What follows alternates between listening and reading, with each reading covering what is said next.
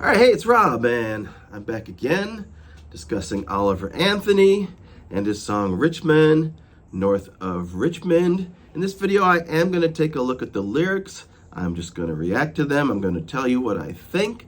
I am not in any way relating this to anything political, and I'm going to get that out of the way because I know people love disclaimers. But the only thing I'm going to say is that even Oliver Anthony himself says he's pretty much middle of the road. And that when they mentioned his song Richmond, North of Richmond at the Republican debate last week, he said he thought it was funny because here these people were relating to his song. And he said, these are some of the people I wrote the song about. These are some of the rich men north of Richmond. Of course, he means in Washington, D.C. These are some of the people I'm calling out, and yet they're up there and they are, relating to my song and acting like they can really understand the sentiment behind it. That's it. Done with the politics. Now, having said that, I know I'm going to get a bunch of comments, and half of them are going to be like, why do we even have to listen to you? You voted for Biden. Now, you don't know who I voted for. You don't know anything about me. People are going to make assumptions just by, the mere fact that I am going to sit here and try to analyze the lyrics to this song. And I know there are people out there who are going to say, how dare you analyze the lyrics of this great Oliver Anthony song, a guy who a week ago I'd never heard of, but now he means everything to me. He represents all my values, and this is my guy. So yeah, that's exactly what I'm going to do here, and I guess we'll see what you think. Now, the other criticism I'll get is, why should I listen to you?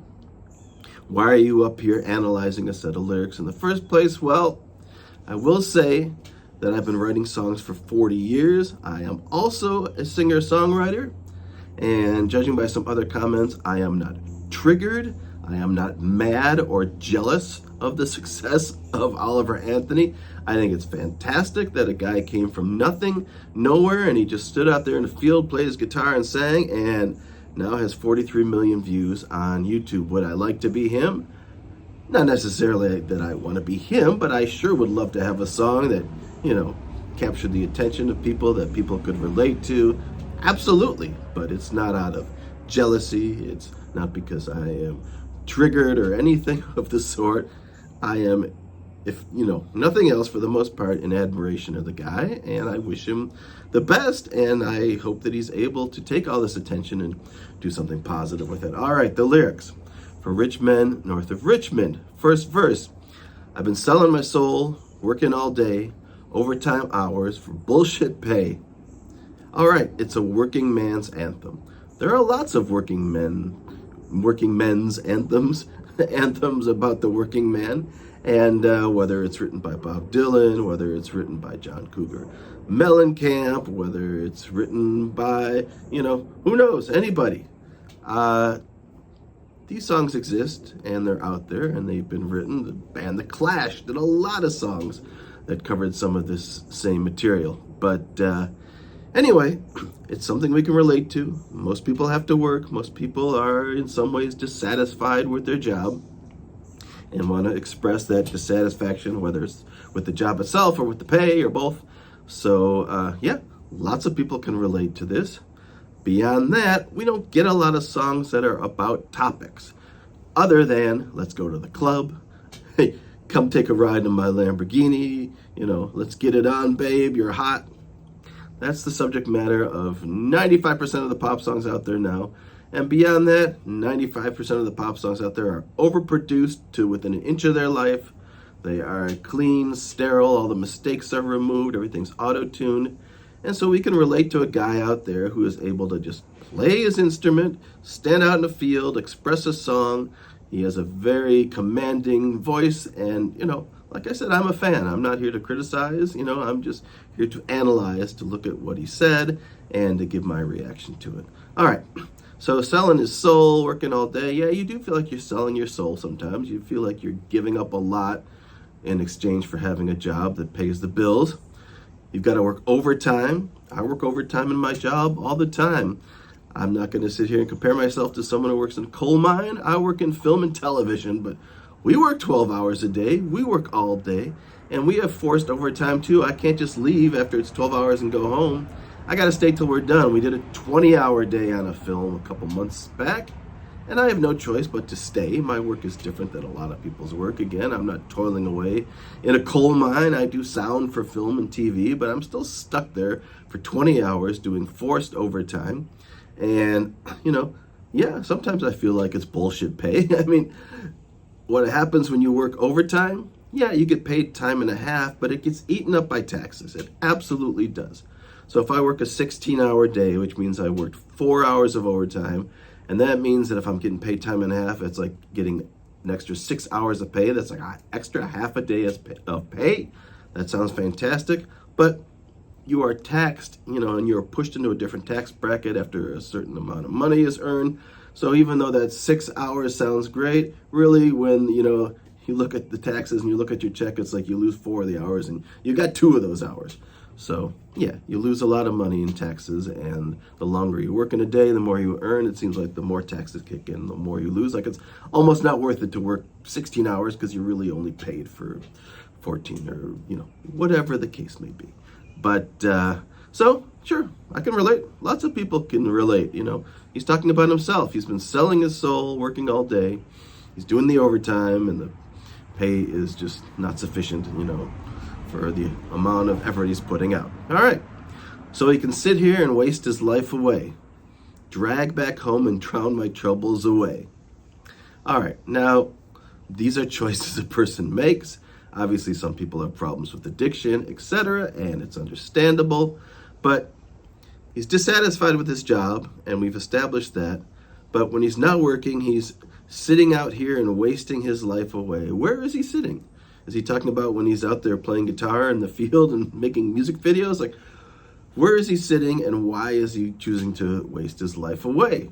When I'm not working, I do things that I enjoy and things that I feel are worthwhile in my life. I don't feel like I'm wasting my life away when I'm not working. I'm making these great videos that I know you love and love to comment on. Got to drag back home. Yeah, you're exhausted from a hard day to work, and drown my troubles away. Now, that's something a lot of people can relate to. I don't have an addiction problem. I don't have a drinking problem. If I have a drink in front of me, sometimes I'll just walk away and forget about it. It's just not a thing in my life. I'm not minimizing the fact that for a lot of people, that's not the case. A lot of people are dependent on alcohol, drugs, whatever, just to get through their day. And, I certainly can relate to, a degree and feel for them. I can, kind of understand what that's like to have to want to drown your troubles and, escape, your reality, which is very, challenging, and, what he's discussed in this verse. So, although I get it, he doesn't have to waste his life away. He doesn't have to drink his life away. It's a choice he's making, and a lot of people can relate to it, but me personally, it's just not something that, is going on in my life.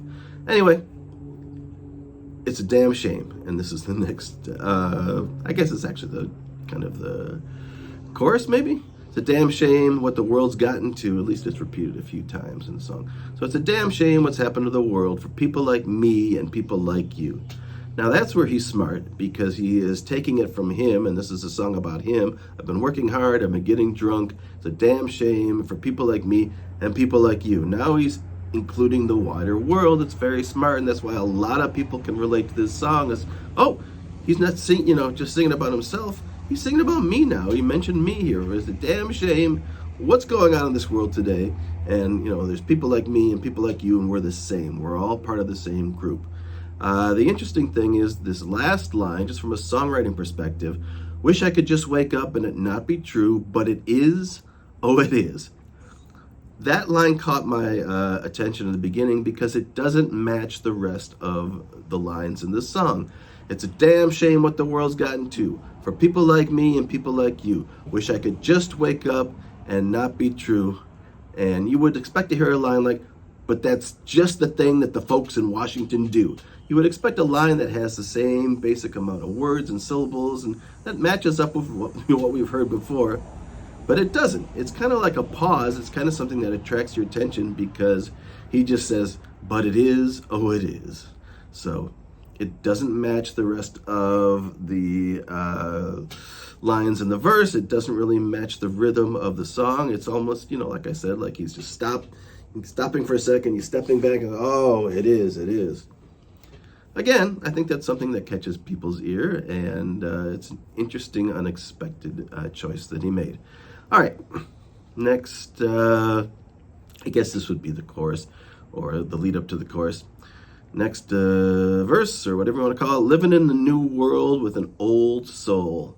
All right, so I, really relate to the old time values. I'm out here playing my acoustic guitar. I'm doing things that, were done previously, that the way things were done 100 years ago, when you had blues guitarists playing a similar guitar that, he's playing a resonator guitar. So I'm living in this new world, but I'm an old soul. I embrace the older values. The rich men north of Richmond, which is a great line, to take rich men and then put Richmond in there. Obviously, those two things have what's called alliteration. They sound similar. It catches your ear. It's pretty smart, and that's why one of the reasons I think why this song is successful. It has a very catchy, interesting, clever title. The rich men north of Richmond. And of course that means the people up in Washington, D.C., that's what's above Richmond. They all want to have control. And that's what it feels like sometimes. People that are in power, people that have a lot of money, have a lot of political influence, they're able to make choices, and they have kind of, some sort of control over our lives. And it does certainly feel like that sometimes, like an us versus them thing. All they want to do is have control. They want to know what you think. They want to know what you do. Well, maybe that's true. Maybe that's not. I don't know what people's political motivations are. They don't think you know, but I know that you do. Again, that's a way to get him to relate to the listener out there, is to say, they don't think they know what they're doing to you. They don't think they know, that they're getting away with a bunch of stuff, but you know what they're doing. You're smarter than that. So it gives kind of the listener credit. It makes the listener kind of feel like, yeah, I do know what those people are doing to me, and, I don't like it. And then for some reason, he, kind of makes a right turn to talk about the economy in this verse. And I'm not sure why. It doesn't really fit in. Because your dollar ain't shit, and it's taxed to no end. Because of the rich men north of Richmond. It rhymes well. It flows well. It sits in there nicely. But the idea, I think, kind of clashes against what he's been talking about, that they want to have control. They want to know what you think. They want to know what you do. But, you know what they're doing because the dollar isn't worth anything. Like, those two ideas just don't match up. But anyway, yes, it does seem like, again, and going back to the first verse when he's saying about that, the dollar isn't really worth a dollar, and it's, taxed here, taxed there. There's lots of taxes, of course. You could look at the tax system and you could say, is it fair? Is it not fair? Rich people certainly get away with paying a lot less taxes than they should, and that's something our current president agrees with, and that's something that, Bernie, went and campaigned on, and, so that's not a, if people assume this is a Republican song or a conservative song, that's not a conservative sentiment. Liberal people, of course, complain about the same thing, that there are way too many taxes on things that shouldn't be taxes on, and that your dollar doesn't go as far as it should, and they, propose various, ways to, deal with that. I mean, if you live in a place like England or Canada, when they're, when they have socialized healthcare and free schools, your taxes are way higher. But you know what you're paying for. You're getting free healthcare and free schools. So it's all a trade-off. Is it worse here than anywhere else or whatever? That could be argued, one way or the other. All right. This is where the song, I think, really takes, veers off course, and in my mind, and again, just my opinion, but also my opinion as a songwriter who's been writing songs for 40 years. I've written thousands of songs. I studied music. I have a bachelor's in music degree. I took classes on lyric writing. Not saying I'm any kind of expert. I'm not saying I know more than any of the people out there. I'm just saying I have an opinion based on my long time experience writing songs and looking at lyrics, being involved in music. So in this verse, he's saying, I wish politicians would look out for the miners, people that work in mines, not just miners on an island somewhere. Now, what I find interesting, again, I'm staying as far away from politics as I can, is that a lot of, right-wing people are saying they relate to this song, that this is kind of their anthem, that he speaks for them, which even Oliver Anthony disagrees with. But right here in this verse, it's interesting. He's saying, I wish they would worry about the people that work in the mines, and not just miners on an island somewhere, meaning the Jeffrey Epstein scandal, the sex trafficking, the abuses that took place on the, Epstein Island and things we've heard about in the news.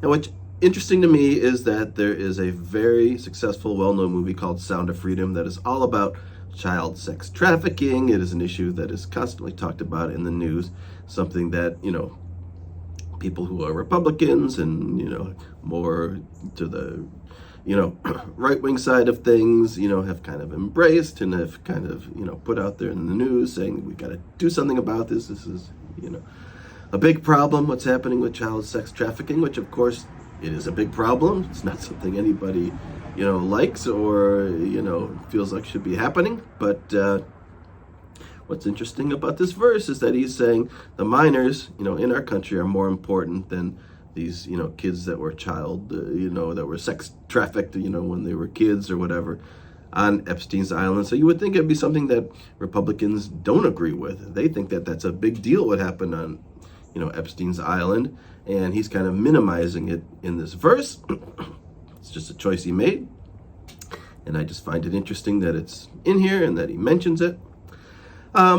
He says we got folks in the street, they've got nothing to eat. Yes, he's mentioning people that are homeless, people that, don't have enough food, and that's a big problem in America. And sometimes we wonder why this is such a wealthy nation and we can't solve this problem of, people going hungry and homeless people. And then again, he veers off and says, and the obese milking welfare. Now, in the beginning of this song, he says he's been selling his soul, he's working all day, but he's still not making enough money. So even though he's working, he's still not making enough money. But people that need welfare, because we assume they're not making enough money, they're out there, abusing the system. And they're all fat and lazy and they're not doing anything. So it's hard to kind of take both of those positions and say, I'm working really hard, but I don't get enough. And that if you're a person who doesn't get enough and you need welfare, now you're out there taking advantage of the system. Is it true? Yeah, I guess some people are doing that, but is it a position you want to take in your song? I don't know. And I think the battery just died on the iPad. I don't believe it. I don't have the last verse. I'm gonna have to do it from memory. I believe the last verse is, Lord, if you're 5'3" and you're 300 pounds, taxes ought not to pay for your bag of fudge rounds. It's a very clever verse and something I probably would have liked when I was a lot younger, but now I know the implications of it. So he's saying if you're short and you're fat, you shouldn't be out there buying cookies with your welfare money. It's hard to make judgments upon people who are already in a tough situation. It's hard to look at people and say, this is, something you should be doing or you shouldn't be doing, or if I was in your position here, this is what I do and this is what you should do. Look, I'm overweight too. I don't like being overweight. I wish I wasn't. I like eating ice cream sandwiches, and who knows why, I eat too many of them or whatever. To criticize someone out there because they are overweight, does it change your behavior? No, you just feel bad about yourself and you're still going to go on and do whatever you're going to do. So a verse criticizing people and saying, hey, you're fat, you shouldn't go out and buy cookies, and you definitely shouldn't buy cookies with free money that the government's giving you, It's hard to criticize people's choices when you're not living their life, you're not in their shoes. They are struggling, they have food insecurity, they're living in places where there's a lot of fast food around, McDonald's and things like that. It's hard to find fresh food when you can. Fresh, vegetables and fruits are expensive. It's not something you can afford with your welfare money. So you're making judgments about people that you don't know. I just personally have a problem with that. But a lot of people can relate to it and think, yeah, these people shouldn't be allowed to do that. And maybe they shouldn't be allowed to buy, cigarettes, or maybe they shouldn't buy alcohol. Like, he's talking about in the first verse, you shouldn't be able to buy alcohol if you're not making enough money, but you're making judgments about people's lives, and you don't really know, what they're going through. You're not in their shoes. So, and then now I got to remember the end of the last verse. Lord, if you're 5'3" and you're 300 pounds, taxes ought not to pay. That's kind of an interesting line, ought not to pay. I like it, but it's something you don't normally hear. Ought not to pay for your bag of fudge rounds.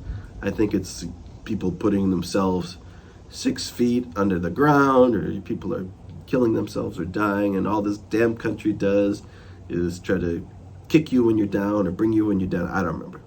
Like I said, the iPad died, but I'm going to wrap this up anyway. So that's my analysis of the lyrics. I'm interested in the comments to see what you think.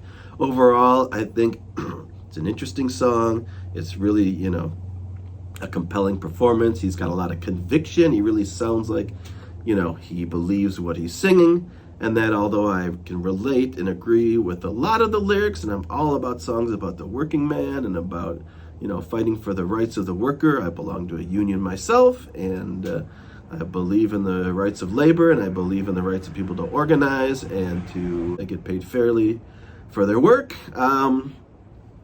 When he gets into the part towards the end, when he starts to criticize people, because of the choices they're making with their welfare money, or trying to say that, it's not important what happened on, Jeffrey Epstein's island, but it's important what's happening with people that work in coal mines. Well, those things aren't mutually exclusive. It's not like, we're putting all this attention on people here on Jeffrey Epstein's island. Now we don't have to know anything or care about miners, working in the coal mines. Those things aren't related, and they're not mutually exclusive. We can both care about what's happening with people who work in coal mines and care about people who are being sex trafficked on an island by a billionaire.